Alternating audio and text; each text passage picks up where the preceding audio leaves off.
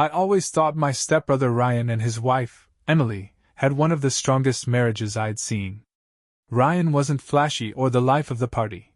He was the quiet, reliable type, someone you could count on for anything. Emily, on the other hand, was vibrant. She had an energy that drew people to her effortlessly, and sometimes it was easy to see how they balanced each other out. Ryan and I had been close ever since we were kids. Though we weren't blood-related, we were as good as brothers. I spent a lot of time at his house after work, or on weekends since he and Emily always made me feel welcome. Looking back, maybe I should have noticed the little things sooner. How Emily started staying late at work more often, how she kept her phone face down on the table when we were all together. But I wasn't looking for problems, and Ryan trusted her completely. The night everything changed started out like any other. I was at Ryan's house, helping him put together some new shelves in his garage. We were halfway through when Emily got home from work.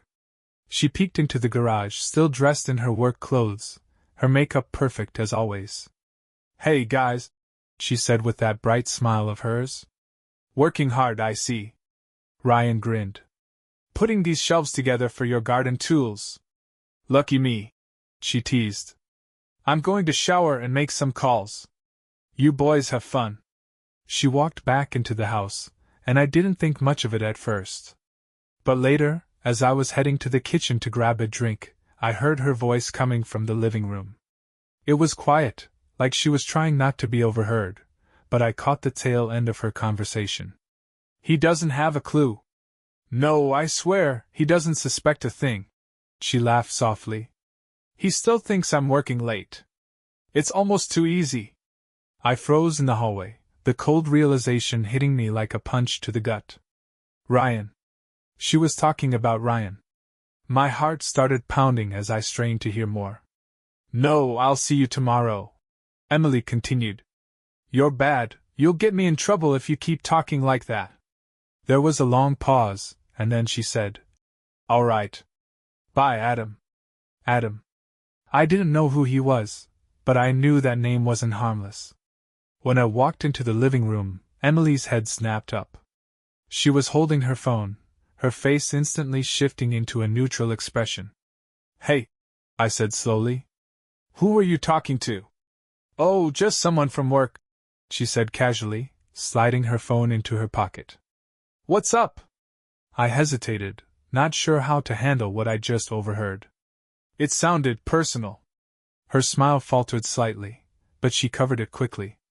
"It's nothing, really. Just some work talk." I wanted to push further, but I didn't.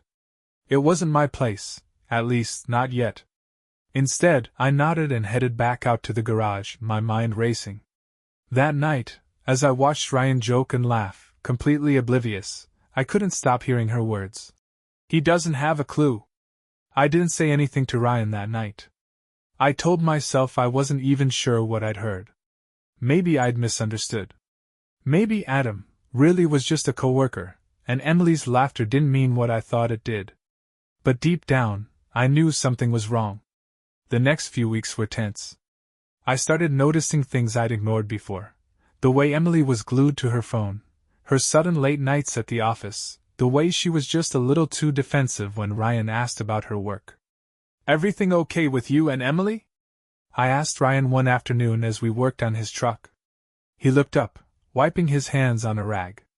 "Yeah, why?" I shrugged, trying to sound casual. "I don't know. She seems distracted lately." Ryan frowned slightly. "She's been busy with work. They're in the middle of a big project, so she's been putting in a lot of hours." "Does that seem normal to you?" I asked carefully. Ryan's eyes narrowed. "What are you getting at?" "Nothing," I said quickly. Never mind." He stared at me for a long moment before shaking his head. "Emily wouldn't do anything to hurt me." "I know that." I nodded, even though I didn't believe it. The breaking point came a few weeks later. I was over at Ryan's place again, but this time he'd gone out to pick up some pizza while Emily stayed home. I was in the backyard when I saw her through the kitchen window, her phone pressed to her ear, laughing. "Stop," she giggled, her voice low. You're going to get me in trouble. A few moments later, I saw her hang up and quickly delete something from her phone. That's when I knew for sure. Emily wasn't just laughing with a coworker, she was hiding something. I couldn't keep quiet anymore. Watching Emily laugh behind Ryan's back, hearing her hide something so obvious, it made my blood boil. I wasn't even the one being betrayed, and I felt like I was choking on her lies.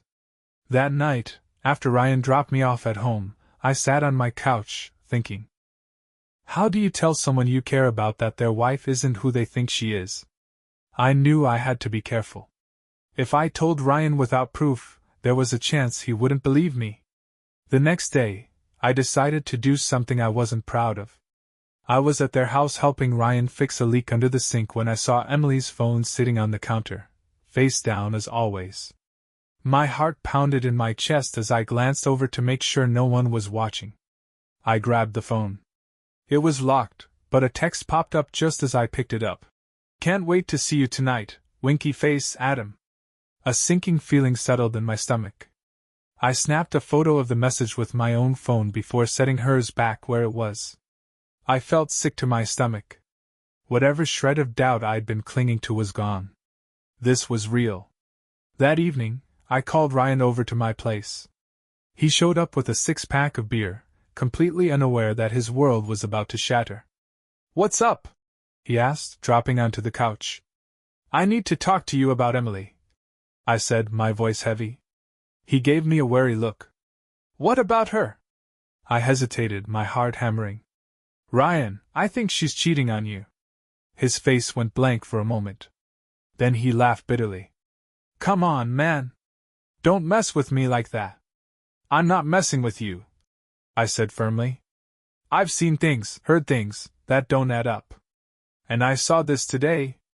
I handed him my phone and showed him the picture of the text. Ryan stared at it, his face pale. For a long time, he didn't say anything. Then he whispered, Who's Adam? I shook my head.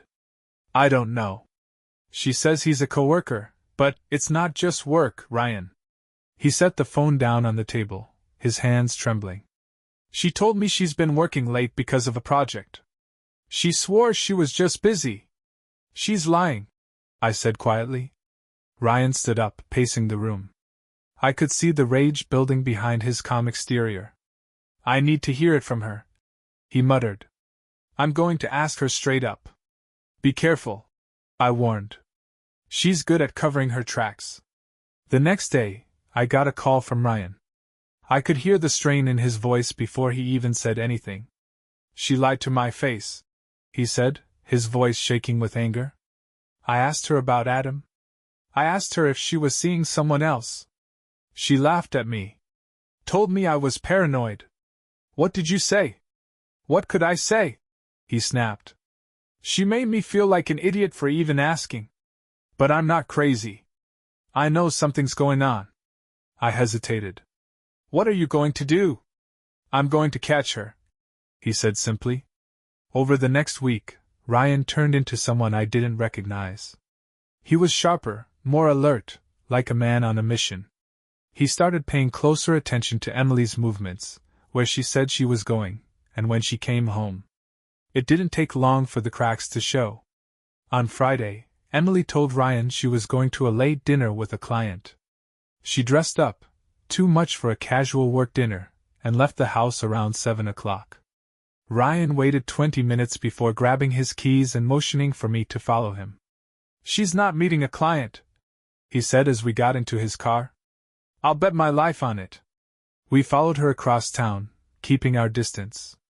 I don't know what Ryan was feeling in those moments, but I could see his knuckles turning white as he gripped the steering wheel. Eventually, we pulled into the parking lot of a cheap motel. Emily's car was parked near the entrance, and we watched as she got out, glancing around like she was worried someone might see her. A man stepped out of another car, a tall guy in his late 30s with a slicked-back haircut and an expensive-looking coat. Adam. Ryan didn't say anything. He just stared as they hugged and walked into the motel together. For a long moment, neither of us moved.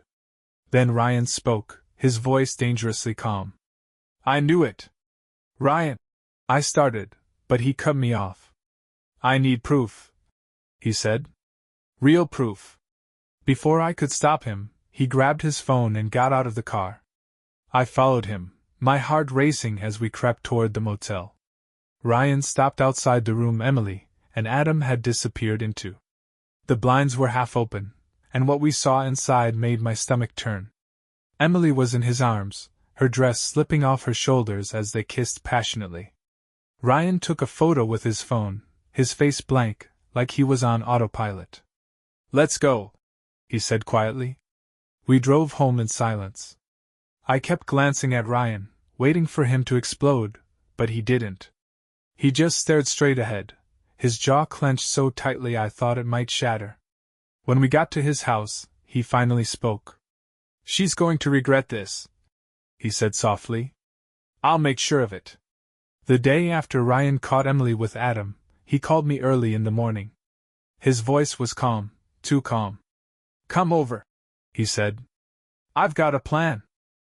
When I got to his house, I found him sitting at the dining table with his laptop open, stacks of papers and folders spread out like evidence in a courtroom. I'd never seen him so focused, so cold. What's all this? I asked, dropping into the chair across from him. Proof, he said, pushing one of the folders toward me. I opened it and felt my stomach turn. Photos of Emily and Adam at the motel, screenshots of text messages Ryan had managed to pull from Emily's cloud account, messages she'd obviously thought she deleted. Last night was amazing. I can't wait to see you again. Smiling face with smiling eyes. He's so clueless, lol. You're so much better than him. There was no question anymore. She wasn't just cheating, she was mocking him behind his back, too. I'm filing for divorce, Ryan said, his voice steady. But I'm not letting her walk away from this without consequences. What do you mean? I asked cautiously. He leaned back in his chair, a faint smirk tugging at the corner of his mouth. I'm going to give her exactly what she deserves. She wants to play games? Fine. I'll play too. But I'll win. I felt a chill run through me. Ryan wasn't the type to act rashly, but I could tell he wasn't going to let this go. Whatever he had planned, it wasn't going to be pretty. That night, Ryan acted like nothing had happened. Emily came home late claiming she'd been working overtime again, and Ryan greeted her with a smile. He kissed her on the cheek, asked about her day, and even offered to cook dinner. She didn't suspect a thing. I sat in the living room, watching the two of them interact, and I couldn't believe what I was seeing. Emily laughed at his jokes, complimented his cooking, and carried on like she wasn't sneaking around behind his back. Ryan played along perfectly, but every time Emily wasn't looking, I saw the anger flicker in his eyes. He was biding his time, waiting for the right moment to strike. A week later, Ryan asked me to help him with something. We're going to set her up, he explained. I need you to be my backup. What are we doing?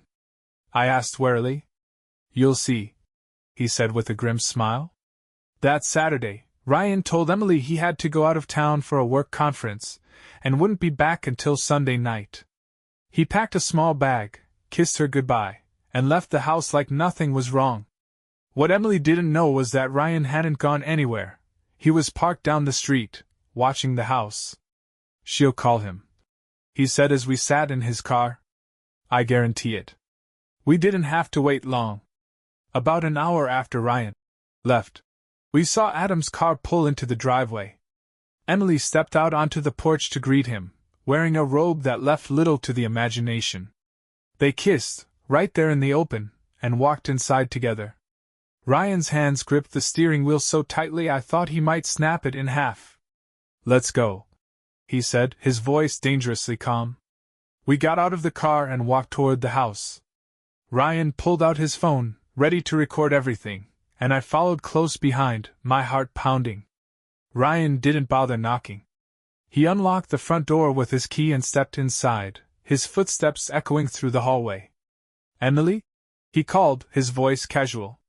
I heard a commotion upstairs, panicked footsteps, the slam of a door. Ryan walked calmly up the stairs, with me right behind him. When we reached the bedroom, he threw the door open, and there they were, Emily and Adam, tangled in the sheets, their faces frozen in shock. "Surprise?" Ryan said, holding up his phone. The camera was already rolling. Emily scrambled to pull the blanket up around her. "Ryan! What are you doing here?" "I live here," he said dryly. "Or did you forget?" Adam sat up, his face red. "Man, this isn't what it looks like." Ryan cut him off with a sharp laugh. "Save it, Adam. I've got all the proof I need." He turned the camera toward Emily, who was on the verge of tears. "Smile for the camera, sweetheart. I want to make sure you remember this moment."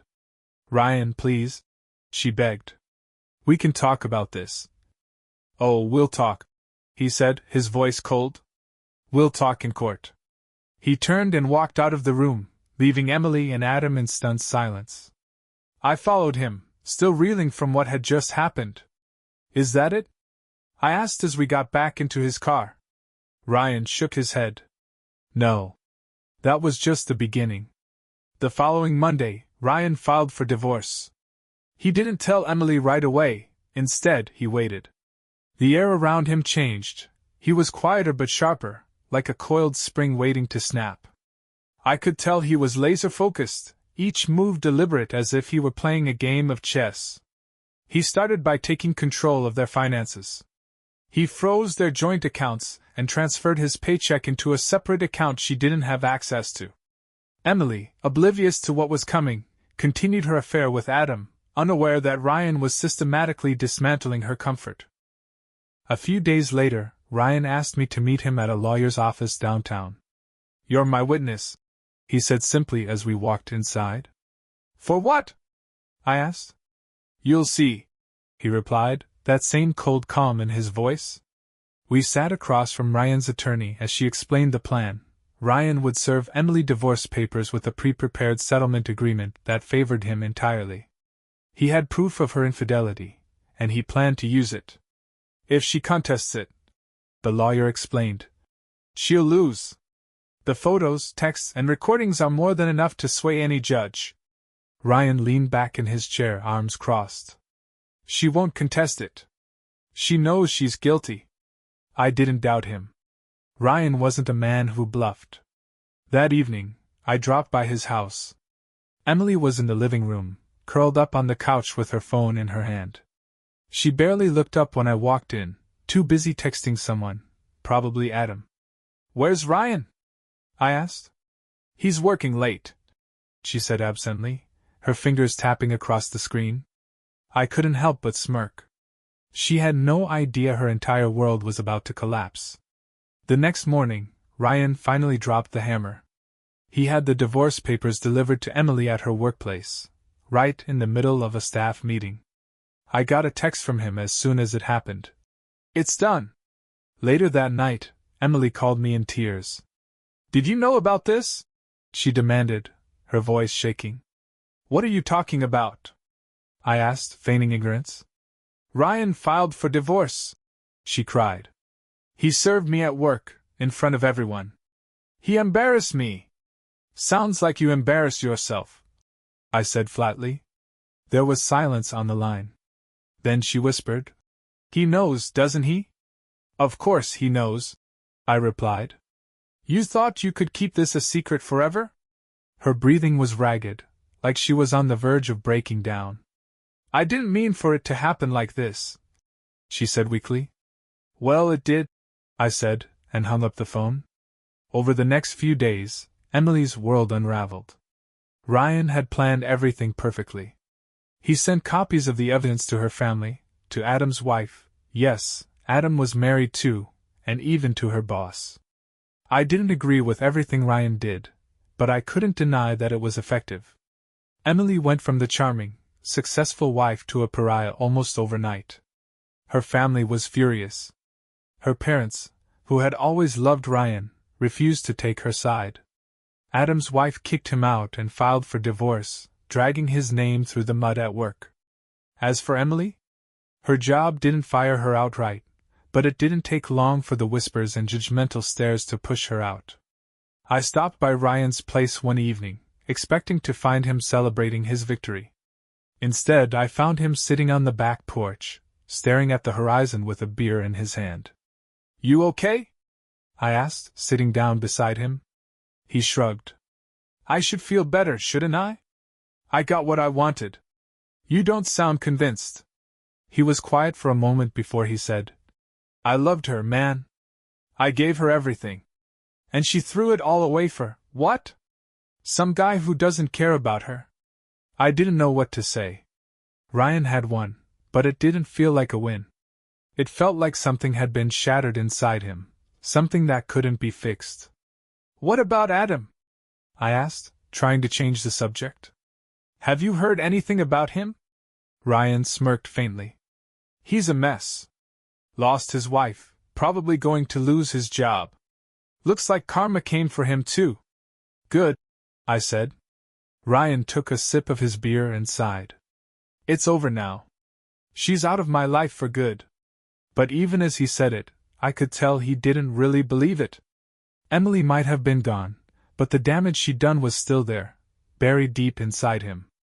A week after Emily's life crumbled, Ryan was slowly trying to piece his together. I'd been spending more time at his house to keep him company, worried about how all of this was affecting him. He didn't talk much, and when he did, there was a hollow edge to his voice. It was late one night when Ryan's phone buzzed. He glanced at the screen, and I could see the flicker of surprise in his eyes before he answered. "What do you want?" he asked coldly. I could tell it was Emily. Her voice was muffled, but I could hear the emotion in it, pleading, desperate. Ryan listened, his jaw clenching tighter with every word.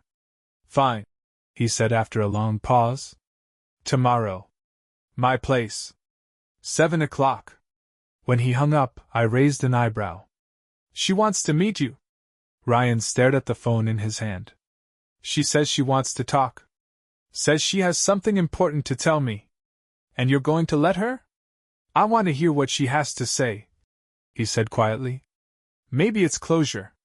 Maybe she just wants to beg for forgiveness. Either way, I need to know." I didn't like the sound of it. "Be careful, Ryan. Don't let her manipulate you." He looked at me, his expression hard. "Trust me. I'm not the one who's going to get played." The next evening, I stayed nearby as Ryan met with Emily. I wasn't invited inside, but I waited in my car down the street, just in case things got ugly. About an hour later, Ryan emerged, his face unreadable as he walked toward my car. "Well?" I asked as he climbed into the passenger seat. "What happened?" He let out a long breath and ran a hand through his hair. "She's pregnant." The words hit me like a punch to the gut. "What?" "She says she's pregnant," Ryan repeated, staring out the windshield. "And she swears the baby's mine." I was stunned. "Do you believe her?" "I don't know," he admitted. "She says the affair didn't start until a couple of months ago. She claimed she was already pregnant when it happened." I let out a sharp breath. "Ryan, you can't trust her. She's lied about everything else." "I know," he said, his voice heavy. "That's why I told her I want a paternity test. If she's lying, I'll know soon enough." The days leading up to the paternity test were tense. Ryan was like a man on the edge of a cliff, silent, cold, waiting for the ground to fall out from under him. I tried to be there for him, but there was nothing I could say to make it better. When the day of the test finally came, I drove him to the clinic. Emily was already there, sitting in the waiting room with her hands folded in her lap. She looked up when we walked in, her face pale and nervous. "Ryan," she said softly. He ignored her and walked straight to the front desk to check in. I stayed with him, glaring at Emily when she tried to catch my eye. Once the test was done, we left without a word. The results would take a few days, and the waiting was almost unbearable. "I don't know what's worse," Ryan admitted one evening as we sat on his porch. "The thought that she's lying about the baby, or the thought that she's telling the truth." I didn't know what to say. I couldn't imagine what he was feeling. When the results finally came back, Ryan called me over. I found him sitting at the kitchen table, the envelope in his hands. "Ready?" I asked, though I wasn't sure either of us really was. He nodded, his face pale, and tore the envelope open.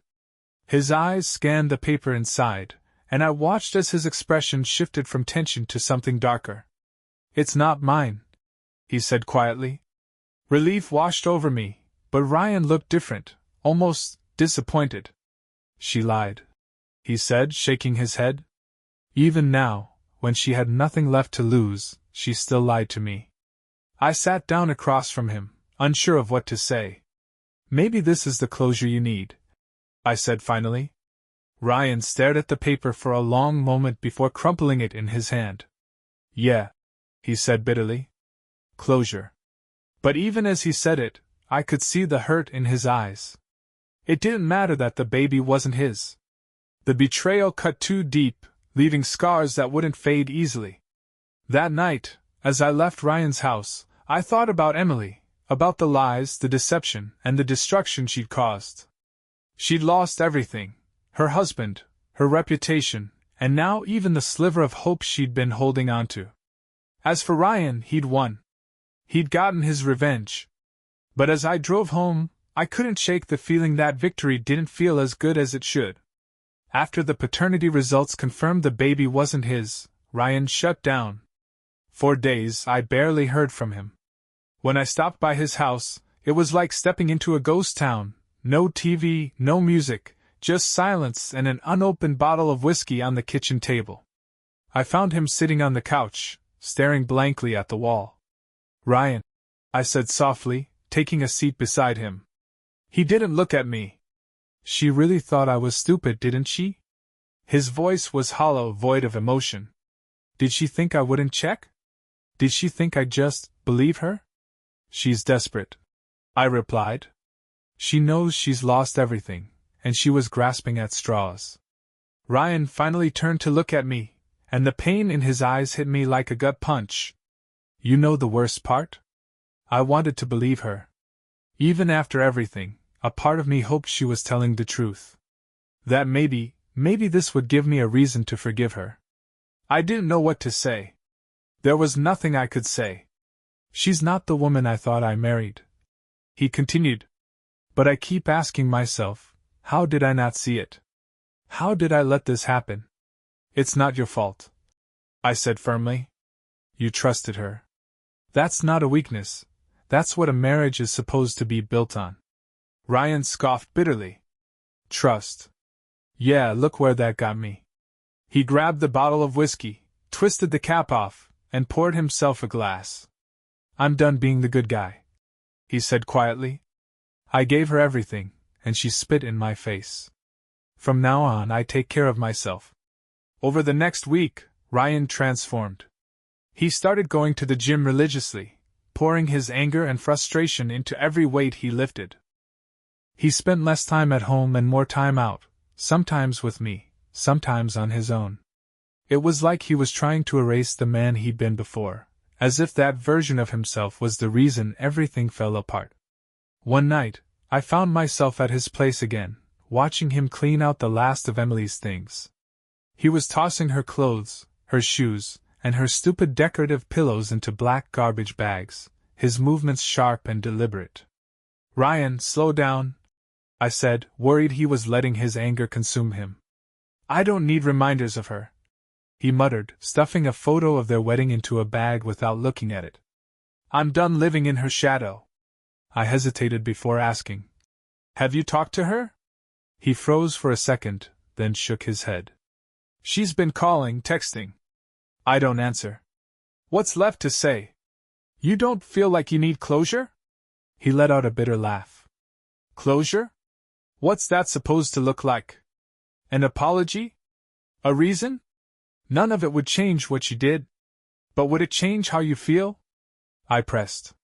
Ryan stared at the pile of bags for a long moment. "No," he said finally. "I'll never feel the same again."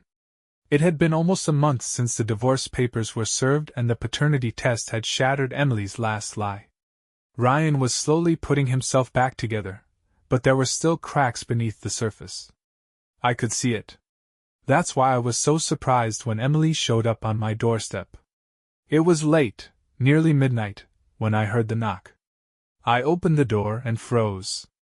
Emily stood there, looking like a shell of the woman I once knew. Her hair was a mess, her makeup smeared as though she'd been crying for hours. "Is Ryan here?" she asked, her voice shaky. "No," I said, crossing my arms. "Why are you looking for him?" "I need to see him," she whispered. "Please." "Why?" I demanded, the anger bubbling up inside me. "So you can lie to him again? So you can drag him back into your mess?" "I just need to talk to him," she insisted, her voice breaking. "I need him to know I'm sorry." I almost slammed the door in her face, but something in the way she looked at me stopped me. She wasn't just desperate, she was broken. "You really think an apology will fix this?" I said, my voice cold. "You destroyed him, Emily. You don't get to waltz back in here and pretend you're the victim." Tears streamed down her face, but I didn't care. "Where is he?" she asked again, almost begging.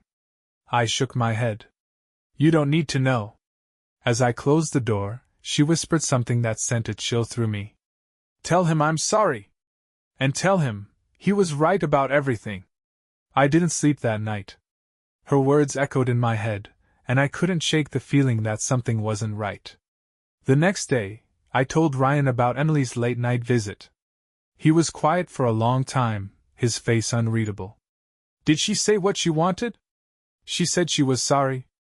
And that you were right about everything." Ryan frowned, but there was no satisfaction in his expression. "That's it?" "Yeah. That's it." He didn't say anything for a while. Then he stood and grabbed his keys. "Where are you going?" I asked.